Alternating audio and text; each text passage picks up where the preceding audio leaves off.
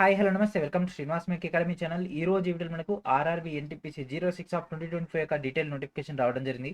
దాని యొక్క main detail కలిపిద్దాం. Let's get into our video. Present మన యొక్క ఆర్ఆర్బీ సికింద్రాబాద్ సైట్లో అప్డేట్ చేయలేదు కానీ ఆర్ఆర్బీ చెన్నై సైట్ నుంచి అయితే అప్డేట్ అయితే రావడం జరిగింది. సో ఆ యొక్క సైట్లోకి వెళ్ళిపోదాం. సైట్లోకి వెళ్ళిపోయే ముందు ప్రతి ఒక్కరు కూడా శ్రీనివాస్ మేక్ యాప్ని ఇన్స్టాల్ చేసి రెగ్యులర్గా ఫాలో అవుతున్నాను. ఈ యొక్క యాప్ నుంచి మీకు కావాల్సినటువంటి కంటెంట్ మొత్తం కూడా లభించడం జరుగుతుంది. ఇక్కడ ఫస్టే కనిపిస్తుంది కదా, సిఎన్ నెంబర్ 06 ఆఫ్ 2025. అండ్ ఇక్కడ మనకి ఇంగ్లీష్లో, హిందీలో మనకి ఇక్కడ నోటిఫికేషన్స్ రిలీజ్ చేయడం జరిగింది. అప్లికేషన్ ప్రాసెస్ కూడా స్టార్ట్ అయిపోయింది. మీకున్నటువంటి డౌట్స్ కూడా క్లారిఫై చేయడానికి ఇక్కడ ఎఫ్ఏక్యూ కూడా ఇష్యూ చేయడం జరిగింది. సో మనం ఇక డీటెయిల్ నోటిఫికేషన్లోకి వెళ్ళిపోదాం. So this is the detail notification off 06 of 2025. So ఈ యొక్క అప్లికేషన్స్ అనేవి ఈ రోజు నుంచి అయితే స్టార్ట్ అవ్వడం జరుగుతుంది. అదేవిధంగా అప్లికేషన్ లాస్ట్ డేట్ కన్నా తీసుకుంటే నవంబర్ 20 తేదీ రోజు. అండ్ ఫీ పేమెంట్ సంబంధించినటువంటి సబ్మిటెడ్ అప్లికేషన్ సంబంధించి లాస్ట్ డేట్ కనుక తీసుకుంటే నవంబర్ 22వ తేదీ వరకు అయితే ఉండడం జరుగుతుంది.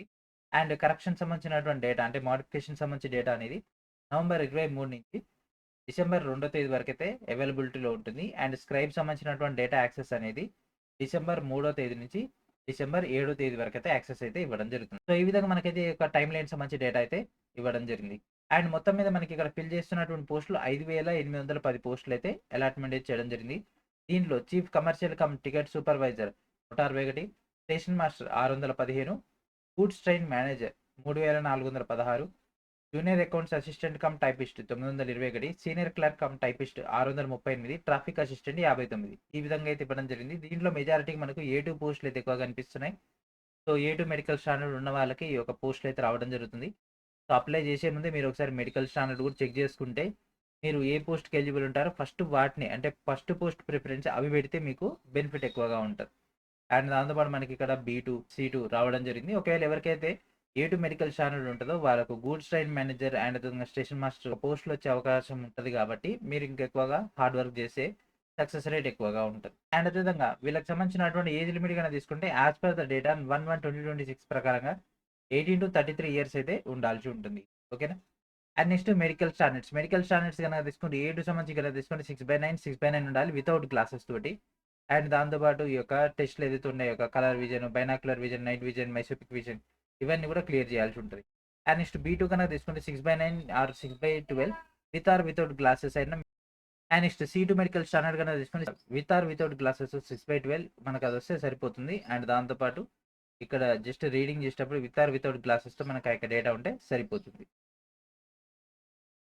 అండ్ నెక్స్ట్ ఇదే వీడియోలో మనం లేజిక్ సంబంధించినటువంటి డౌట్స్ కూడా క్లారిఫై చేద్దాము. లేజిక్ చేయించుకున్న వాళ్ళు ఏ పోస్ట్లకు ఎలిజిబుల్ అవుతారు అనేది.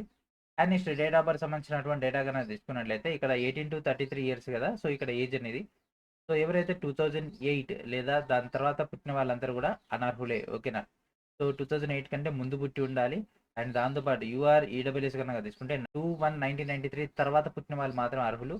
అండ్ అదేవిధంగా ఓబీసీ ఎన్సీఎల్ కనుక తీసుకుంటే 2/1/1990 తర్వాత పుట్టిన వాళ్ళు మాత్రమే అర్హులు. అండ్ అదేవిధంగా ఎస్సీ/ఎస్టీ కనుక తీసుకుంటే 2/1/1988 తర్వాత పుట్టిన వాళ్ళు మాత్రమే అర్హులు. ఓకేనా. సో ఈ యొక్క డేట్ నుంచి ఈ యొక్క డేట్ మధ్యలో, ఈ యొక్క డేట్ నుంచి ఈ యొక్క డేట్ మధ్యలో, ఈ యొక్క డేట్ నుంచి ఈ యొక్క డేట్ మధ్యలో ఈ యొక్క కమ్యూనిటీ వాళ్ళు ఆ యొక్క బర్త్ ఉన్న వాళ్ళు మాత్రం దీనికైతే అప్లై చేసుకోవాల్సి ఉంటుంది. అండ్ నెక్స్ట్ సమ్ రిలాక్సేషన్ కూడా మనకి ఇక్కడైతే వర్తించడం జరుగుతుంది. ఎస్సీ/ఎస్టీ క్యాండిడేట్స్కి 5 years, OBC non criminal 3 years, and అదేవిధంగా ఎక్సెస్ సర్వీస్ మెన్ వీటికి సంబంధించి పీడబ్ల్యూడీ సంబంధించి ఇక్కడ మనకి డీటెయిల్ డేటా అయితే ఇవ్వడం జరిగింది. అండ్ నెక్స్ట్ ఎడ్యుకేషన్ క్వాలిఫికేషన్ అని అనెక్సర్ ఏలైతే ఇవ్వడం జరిగింది.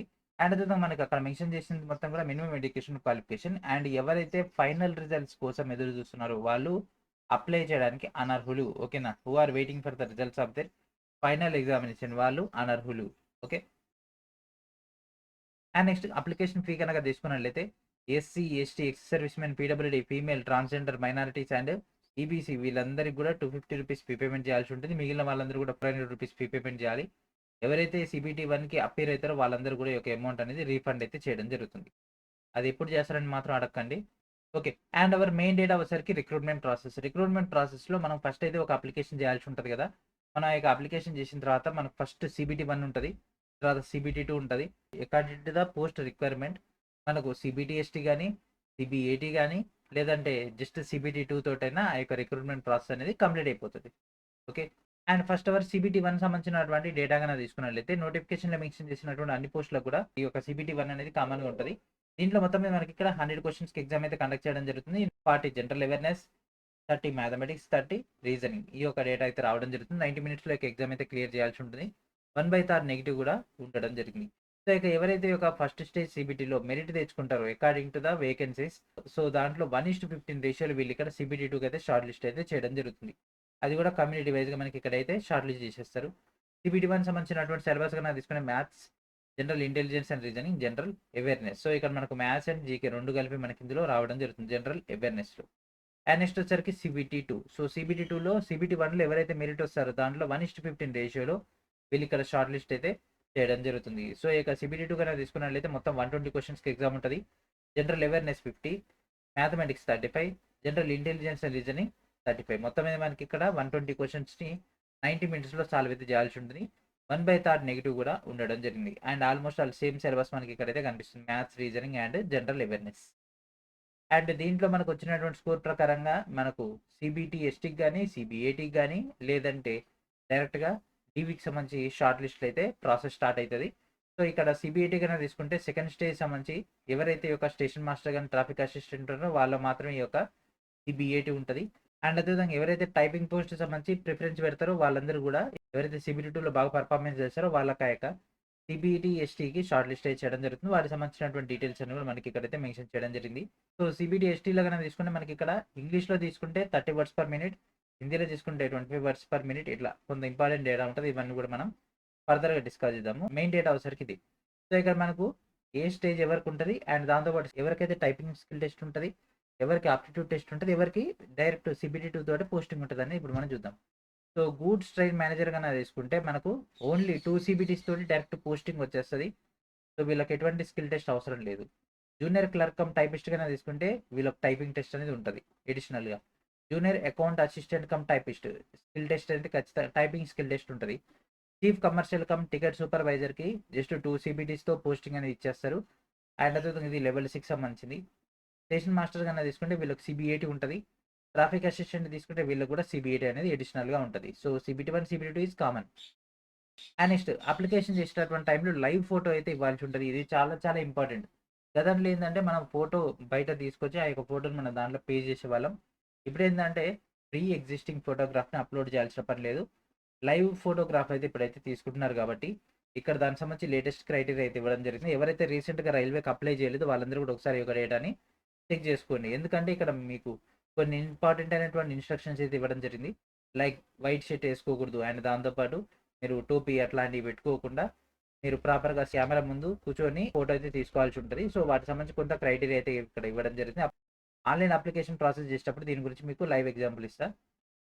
అండ్ నెక్స్ట్ మనకి ఇక్కడ స్కానర్ డాక్యుమెంట్స్ గనక తీసుకుంటే ఎస్సీ, ఎస్టీ సర్టిఫికేట్ అప్‌లోడ్ చేయాల్సి ఉంటుంది. క్యాండిడేట్ సిగ్నేచర్ అనేది మనం అప్‌లోడ్ చేయాల్సి ఉంటుంది. ఈ 2 మనం అప్‌లోడ్ చేయాలి. అండ్ ఎస్సీ, ఎస్టీ క్యాండిడేట్స్ మాత్రం ఈ యొక్క ఎస్సీ, ఎస్టీ సర్టిఫికేట్ అప్‌లోడ్ చేస్తారు. అండ్ నెక్స్ట్ సిగ్నేచర్ కూడా బ్లాక్ ఇంక్ పెన్ తోటి వైట్ పేపర్ మీద మాత్రమే రాసి దాన్ని పెట్టాల్సి ఉంటుంది. అది బ్లాక్‌లో గాని, క్యాపిటల్‌లో గాని లేకపోతే డిస్జాయింట్ లెటర్స్‌తో ఉండకూడదు. అండ్ నెక్స్ట్ సిగ్నేచర్‌కి సంబంధించినటువంటి స్పెసిఫికేషన్స్ ఇవి. అండ్ రిజెక్షన్‌కి సంబంధించినటువంటి డేటా ఇక్కడ ఇవ్వడం జరిగింది. And next post wise parameters గనక తీసుకున్నట్లయితే ఇక్కడ మనకు ఈ యొక్క పోస్టుల వారీగా మినిమం ఎడ్యుకేషన్ క్వాలిఫికేషన్ అన్నిటి కూడా ఒకటే ఉంది. Degree from recognised university or its equivalent. అంటే ఎవరైతే ఒక డిగ్రీ చేసి ఉంటారో అంటే BA, BSc, BCom, BZC, BTech, BPharm వాళ్ళందరూ కూడా ఈ యొక్క పోస్టులకి eligible.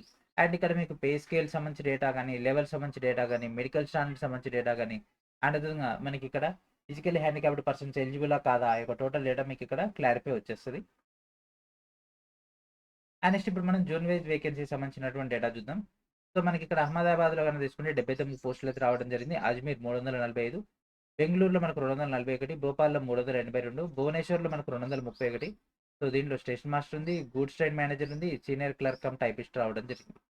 And next Bilaspur 864, Chandigarh అని తీసుకుని 199, చెన్నై గనుక తీసుకుని 187, గోరఖ్పూర్ 111, గౌహతి 56, జమ్మూ 32, కోల్కతా 685, ఆదా 522, ముంబై గనుక తీసుకుంటే 596, ముజాఫర్పూర్‌లో గనుక తీసుకుంటే 21, పాట్నాలో గనుక తీసుకుంటే 23, ప్రయాగ్‌రాజ్‌లో 110, రాంచీలో 651 అండ్ సికింద్రాబాద్‌లో 396.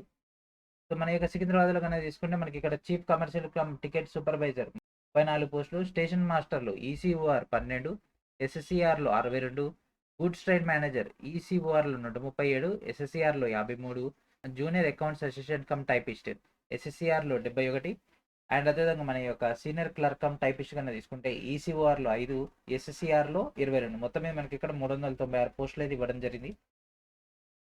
అండ్ నెక్స్ట్ సిలిగురిలో మనకి ఇక్కడ 21, తిరువనంతపురం 58. మొత్తం మీద మనకి ఇక్కడ 5810 పోస్టులతో ఈ యొక్క నోటిఫికేషన్ అయితే జారీ అయితే చేయడం జరిగింది.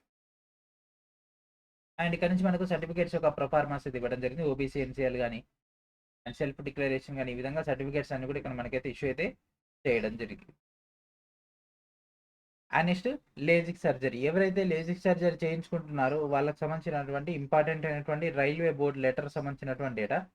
సో ఇక్కడ ఎవరైతే లేజిక్ సర్జరీ చేయించుకుంటారో వాళ్ళు A1 పోస్ట్కి, A2 పోస్ట్కి, A3 పోస్ట్కి అనర్హులు. B1 పోస్ట్కి ఇక్కడ మెన్షన్ చేసినటువంటి యొక్క కండిషన్స్ ప్రకారంగా ఎలిజిబుల్ అవుతారు. C1 C2కి అయితే ఎలిజిబుల్. మ్యాక్సిమం ఇంకా C1 C2 పోస్ట్లకి ఇంకెందుకు ఇక దానికి లేజిక్ చేయించాల్సిన అవసరం కూడా లేదు.